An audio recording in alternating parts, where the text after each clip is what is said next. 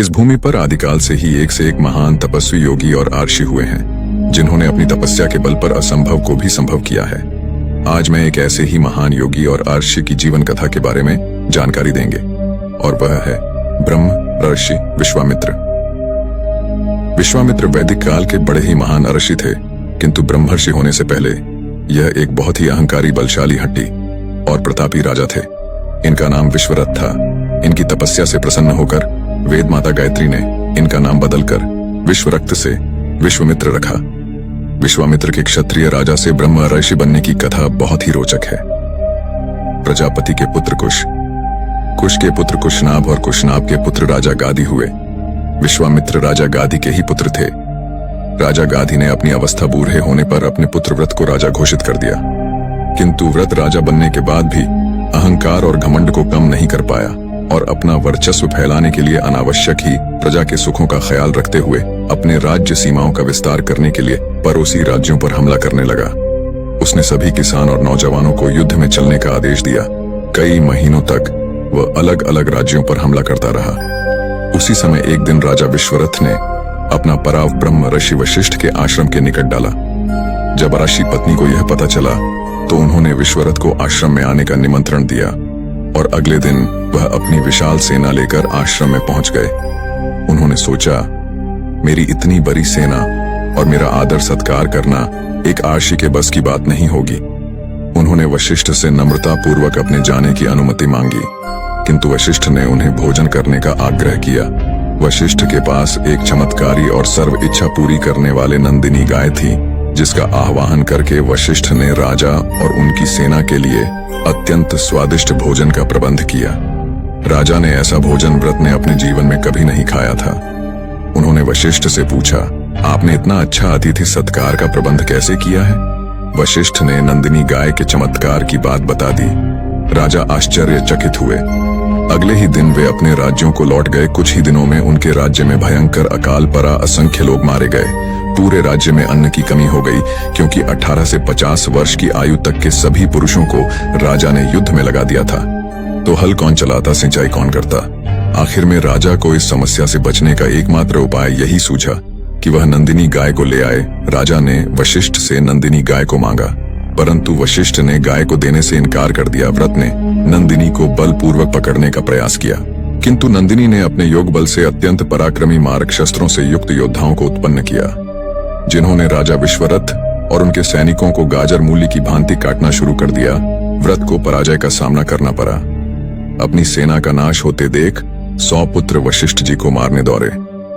वशिष्ठ जी ने उनमें से एक पुत्र को छोड़कर शेष सभी को भस्म कर दिया। अपनी सेना और पुत्रों के नष्ट हो जाने पर राजा विश्वरथ बहुत दुखी हुए। उन्होंने अपने बचे हुए पुत्र का राज्याभिषेक किया और स्वयं वह हिमालय जाकर तपस्या करने लगे। वे वशिष्ठ को हराकर नंदिनी गाय को प्राप्त करना चाहते थे, इसलिए कठोर तपस्या करके उन्होंने ब्रह्मा जी को प्रसन्न किया और वरदान स्वरूप सारे देवी अस्त्र और शस्त्र मांग लिए। ब्रह्मा जी ने उन्हें सारी शक्तियां प्रदान की। विश्वव्रत शक्तियों के मिल जाने से अब और भी अहंकारी हो गए। फिर वे वशिष्ठ के आश्रम पहुंचे और नंदिनी को मांगा। वशिष्ठ के विरोध करने पर इस बार विश्वामित्र और वशिष्ठ के बीच भयंकर युद्ध हुआ था, किंतु इस बार भी विश्वव्रत को हार का सामना करना पड़ा। वशिष्ठ ने उन्हें समझाया कि अहंकार और हठ का त्याग करिए, किंतु विश्वव्रत ने वशिष्ठ को चुनौती दी कि वे राजर्षि से ब्रह्मर्षि बनकर दिखाएंगे और फिर नंदिनी को लेकर जाएंगे। विश्वव्रत ने पुनः घोर तपस्या करना आरंभ किया। उन्होंने भगवान सूर्य की ज्वलंत आंखों से होते हुए उनके हृदय से उन्होंने मां गायत्री को प्रकट किया और उन्हें वैदिक शब्दों का आभूषण पहनाया। ऐसा करके उन्होंने संसार को सुख, शांति और संपत्ति का वरदान दिया। माता गायत्री ने प्रसन्न होकर विश्वव्रत का नाम विश्वामित्र रख दिया। इसी बीच इच्छुक वंश के राजा सत्यव्रत ने, जो कि राजा हरिश्चंद्र के पिता थे, हरिश्चंद्र का राज्याभिषेक कर उन्हें राजा बना दिया। सत्यव्रत सशरीर स्वर्ग जाना चाहते थे। उन्होंने अपने कुलगुरु वशिष्ठ के पास जाकर अपनी इच्छा बताई, किंतु वशिष्ठ ने इसे प्रकृति के नियम के विरुद्ध बोलकर उन्हें मना कर दिया। सत्यव्रत बहुत दुखी हुए। उन्होंने वशिष्ठ के ही ज्येष्ठ पुत्र शक्ति से अपने सशरीर स्वर्ग जाने की इच्छा जाहिर की और सहायता के लिए कहा। उन्होंने शक्ति को धन और वशिष्ठ से भी बड़ा आर्षि बनने का गौरव प्राप्त होने का प्रलोभन दिया। क्रोधित आर्षि शक्ति ने सत्यव्रत की अनीतिपूर्ण बातें सुनकर उन्हें त्रिशंकु यानी चांडाल हो जाने का शाप दे दिया। दुखी त्रिशंकु को जब पता चला कि विश्वामित्र और वशिष्ठ के बीच अनबन है तो वे दौड़ता हुआ उनके पास पहुंचा। विश्वामित्र ने उसे सशरीर स्वर्ग भेजने का वचन दे दिया। विश्वामित्र ने अपने चारों पुत्रों को बुलाया जो उन्हें दक्षिण प्रांत में अपनी पत्नी के साथ तपस्या करते हुए प्राप्त हुए थे, और उनसे यज्ञ की तैयारी करने को कहा। उन्होंने अपने शिष्यों को आज्ञा दिया कि वशिष्ठ जी के पुत्रों सहित वन में रहने वाले सभी आर्षि मुनियों को यज्ञ का निमंत्रण दे आए। किंतु वशिष्ठ के पुत्रों ने यह कहकर मना कर दिया कि जिससे यज्ञ के यजमान चांडाल और पुरोहित क्षत्रिय हो, उस यज्ञ में हम नहीं सम्मिलित होंगे। यह सुनते ही क्रोधित विश्वामित्र ने वशिष्ठ के पुत्रों को कालपाश में बांधकर यमलोक जाने और साथ 100 वर्षों तक चांडाल योनि में विचरण करने का श्राप दे दिया।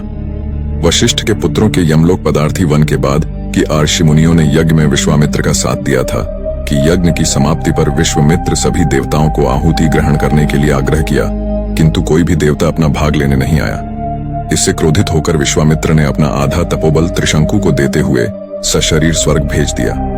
स्वर्ग में इंद्र ने त्रिशंकु को शापित कहते हुए उसे अयोग्य मानकर स्वर्ग से निकाल दिया। फिर वो सिर के बल पृथ्वी पर गिरने लगा और विश्वामित्र को रक्षा के लिए पुकारने लगा।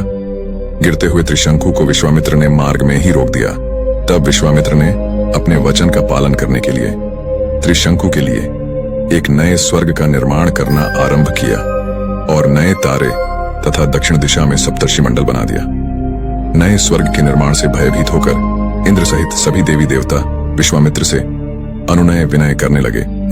सबकी बात सुनकर विश्वामित्र बोले, मैंने त्रिशंकु को स्वर्ग भेजने का वचन दिया है, इसलिए मेरे द्वारा बनाया गया यह स्वर्ग मंडल हमेशा रहेगा और त्रिशंकु सदा इस नक्षत्र मंडल में अमर होकर राज्य करेगा। इससे संतुष्ट होकर सभी देवता अपने स्थानों पर चले गए। देवताओं के जाने के बाद पुनः विश्वामित्र ब्रह्मर्षि बनने के लिए पूर्व दिशा में जाकर कठोर तपस्या करने लगे। इनने रंभा को उनकी तपस्या भंग करने के लिए भेजा। क्रोधित विश्वामित्र ने तत्काल ही रंभा को पत्थर का बना दिया। तपस्या की अवधि समाप्त होने पर परमपिता ब्रह्मा जी ने विश्वामित्र को तपस्या का प्रसाद दिया, किंतु उसे वक्त इन ब्राह्मण वेश में भिक्षुक बनकर वहां प्रकट हुए। उन्होंने विश्वामित्र से भोजन मांगा, यह जानते हुए कि ब्राह्मण के वेश में इंद्र उनकी तपस्या का प्रसाद लेने आया है।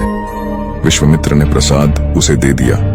इंद्र बहुत लज्जित हुआ था क्योंकि विश्वामित्र ने अपनी तपस्या का फल देकर उन पर उपकार किया था। विश्वामित्र अपना कठोर तपस्या में लीन हो गए। अपमानित इंद्र ने उनकी तपस्या भंग करने के लिए इस बार अप्सरा मेनका को भेजा। मेनका ने कामदेव एवं रथ की सहायता से विश्वामित्र की तपस्या भंग कर दी। दोनों ने गंधर्व विवाह किया। उनके यहाँ एक पुत्र ने जन्म लिया। विश्वामित्र अपनी तपस्या भूलकर वैवाहिक जीवन व्यतीत करने लगे, किंतु इंद्र ने जब मेनका को स्वर्ग लौटने का आदेश दिया, तब सत्य का पता चलते ही विश्वामित्र ने अपनी पुत्री और मेनका को छोड़कर पुण्य तपस्या करने का निर्णय किया। मेनका भी अपनी नवजात शिशु को वन में छोड़कर स्वर्ग लौट गई। उस नवजात कन्या का पालन पोषण ऋषि कण्व ने किया और उसे शकुंतला नाम दिया। इसका विवाह दुष्यंत से हुआ और जिनके पुत्र भरत के नाम पर भारतवर्ष का नाम पड़ा। विश्वामित्र ने ही राजा हरिश्चंद्र की परीक्षा ली थी। इसी कठोर तपस्या के बल पर गायत्री के आशीर्वाद से कौशिक वंश का विश्वव्रत विश्वामित्र बने। यह तेजस्वी और यशस्वी योद्धा राजा से राज्य ऋषि, राज ऋषि से महर्षि और महर्षि से ब्रह्म ऋषि हुए और अपने इस लक्ष्य सिद्ध के लिए जीवन भर संग्राम करते रहे। ब्रह्मा ने स्वयं प्रत्यक्ष होकर विश्वामित्र को ब्रह्मर्षि घोषित किया, परंतु विश्वामित्र का आग्रह था कि वशिष्ठ ही उन्हें ब्रह्मर्षि घोषित करें। जिस वशिष्ठ से ब्रह्मर्षि बनने की प्रेरणा उन्हें मिली, उन्हें वशिष्ठ ने समस्त देवताओं के सम्मुख विश्वामित्र को ब्रह्म ऋषि घोषित किया। उन्होंने अपने तपोबल से मां गायत्री का साक्षात्कार किया। राजा सत्यव्रत के लिए एक नवीन स्वर्ग रचा। भरत विश्वामित्र का ही होता था। बालक राम और लक्ष्मण को वन ले जाकर उन्हें धनुर्धारी शूरवीर बनाया। उनसे ताड़का जैसे राक्षसों का वध करवाया। राम के चरण स्पर्श से शापग्रस्त अहिल्या को मुक्ति मिली। राम का विवाह सीता से संपन्न हुआ। इन सभी कल्याणकारी कार्यों के सूत्रधार विश्वामित्र ही राम सीता के विवाह के उपरांत ब्रह्म ऋषि विश्वामित्र सप्तर्षियों में से एक हुए।